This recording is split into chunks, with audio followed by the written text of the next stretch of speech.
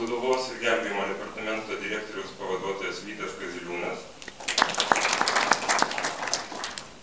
Muitinės departamento personalo ir valdymo ir mokymo skyriaus viršininkas Irmantas Lileikis.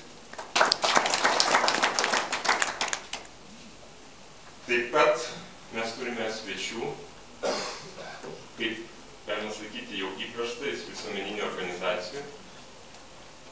Rodos visus paminėjau. Atsiprašau, jeigu atrodos paminėjau. Iš visuomeninių organizacijų tai yra didžiausias švietimo darbuotojų profesinės sąjungos pirmininkas Aleksas Bružas. Puikiai visi prisimenate šią organizaciją ir jos vadovus, kurie buvo su mumis nuo pat mūsų pirmųjų įsikūrimo dienų. Taip pat mes laukime advokato Jungtinio demokratinio judėjimo pirmininko Kęstučio Čilinsko. Jis artimiausiu metu turėtų būti. Iš tiesų, kaip